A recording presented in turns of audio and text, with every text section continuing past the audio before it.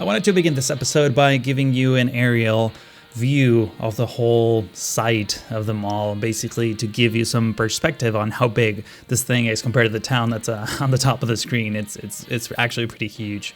And in this episode, we're going to be focusing on details. We're going to be adding a lot of details to the roads that are immediately adjacent to the mall. So stay tuned for that. But before I go any further, I do want to make some quick announcements. Now, it's out in the workshop, but it's been requested quite a bit. I forgot to do this before, so I do apologize. But the LUT and all the light settings to get this look in City Skylines is now in the workshop. So there's going to be a link in the description, and make sure to carefully read the description of the thing, because you'll have to tweak a few more things besides just getting the LUT and it's not as easy as just subscribing to the LUT. Another thing that I wanted to mention is that I did post the link to the assets that King Lando made in the previous episode. However, we're trying to hold off on publishing those because we want to get some screenshots for the workshop so that people who don't necessarily watch this series can also understand what it is.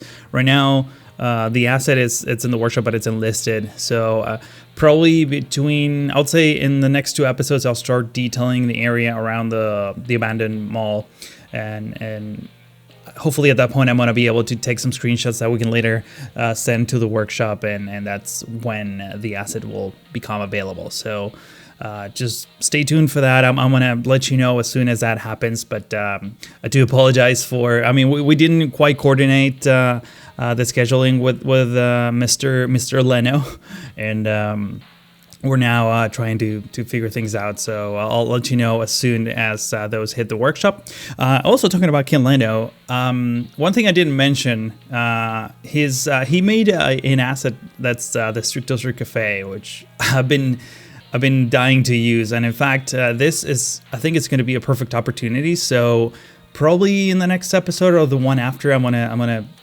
sort of tackle one of the corners of this build and put down the Strictos Cafe. I think it's gonna look great. In fact, I'm not sure if I'm gonna make that. I think I want to keep that alive, pretty much like the McDonald's that's on the other side of the mall. Usually, shops on dead malls that are on the road are still kind of functioning. So I'm guessing the Strictos Cafe and the McDonald's will be one of those shops, but we'll see what happens.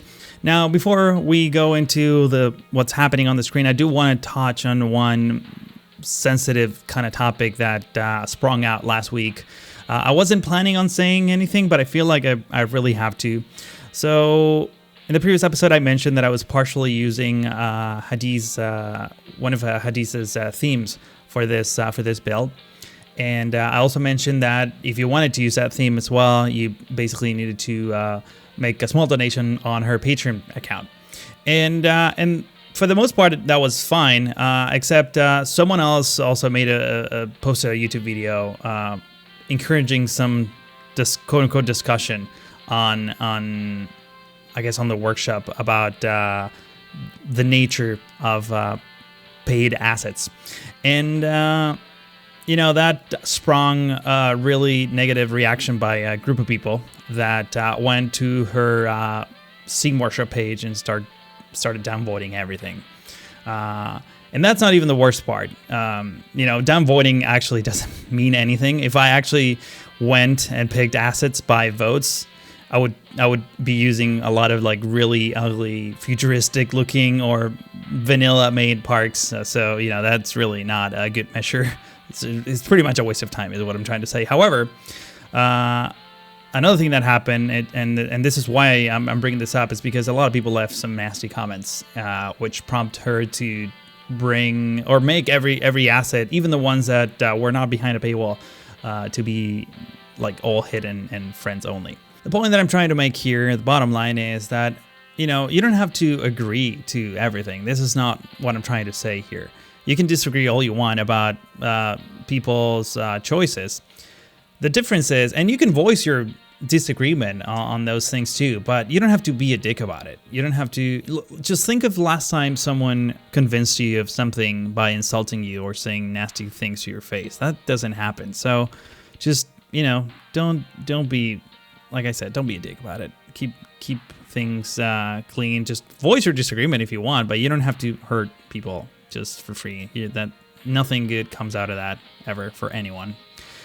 All right, that's the last sort of announcement or topic that I wanted to talk about. This is just, by the way, it's a statement. It's my opinion. I'm not really asking you to start a discussion in the comments or anything else. I'm just stating what I feel like right now, or how I feel like right now. And I'm still kind of. It's been like half the episode, and I haven't talked about what I'm doing on the screen right now. I'm still kind of. Figuring out this format. It's still kind of foreign to me, even though we're 4 episodes in. But basically what I've been doing so far, as you saw me, is just adding markings to the roads that lead into the mall, pretty much the main entrance. I do want to comment on one thing that keeps popping up in the comments, which is like, oh, the interchange that you did for the mall is like way too big for the little traffic that will be there, or like this is like unrealistic because like a real mall will have this or that.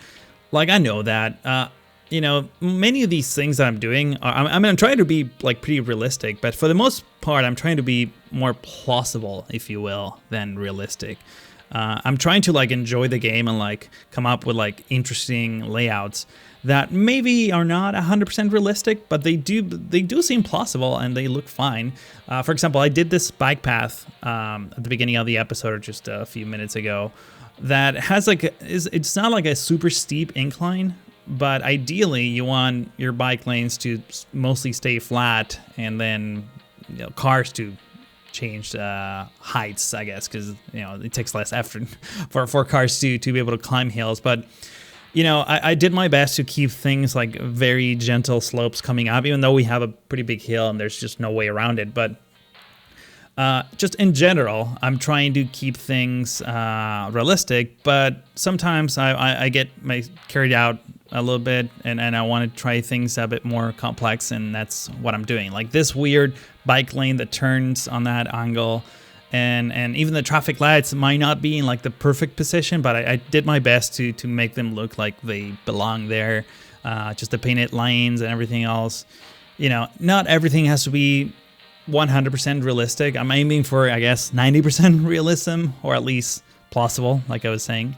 Another thing that I'm doing is abusing the crap out of these concrete walls. They're absolutely amazing, and I've been doing pretty much the name of the episode is like these tiered planters that are sitting on the freeway. I've been thinking about this since the previous episode, and I think they came out really great. It is kind of tricky, you'll see in just a moment when I start adding details to it, because whenever I put down trees, they tend to get stuck to the ground. And I know there's a mod that allows you to like raise trees and all that, but I don't know, I found that mod to be a little bit buggy or inconsistent, so I might try it later. But I was able to get some really decent results without that mod, so for the most part I'm pretty happy with how things turn out.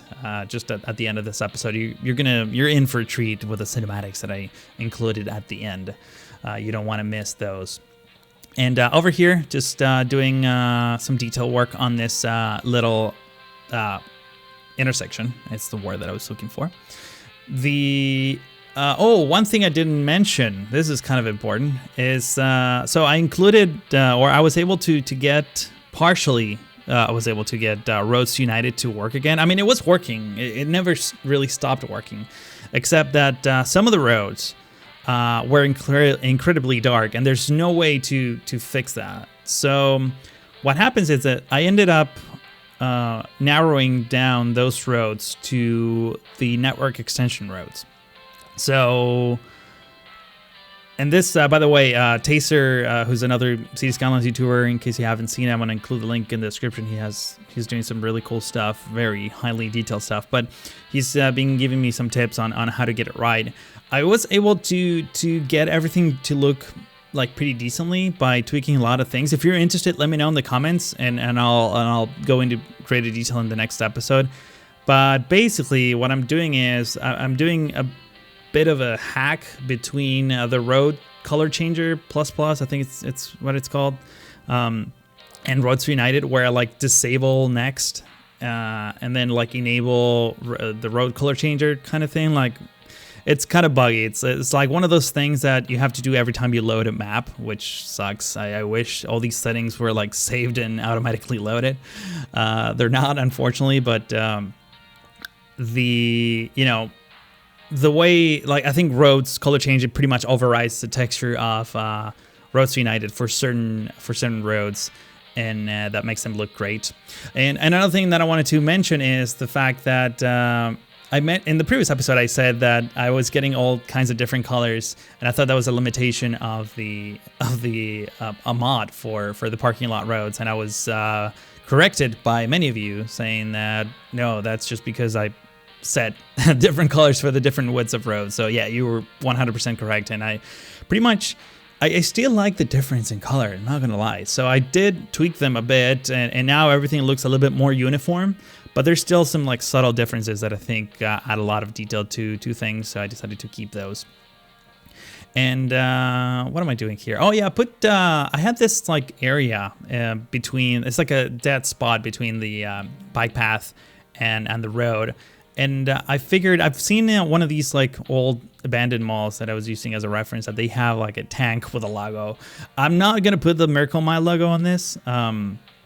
But I do like the idea of having a tank, and I started putting down this catwalk to customize this vanilla tank so that it doesn't look super vanilla. And you'll see in the cinematics, just adding that little detail makes it look like 100% custom. It's just like amazing how quickly something changes by just adding a few details here and there.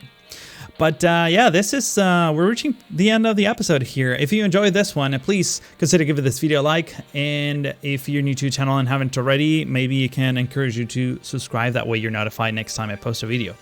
But that's all for now. Thank you for watching, and hope to see you in the next one.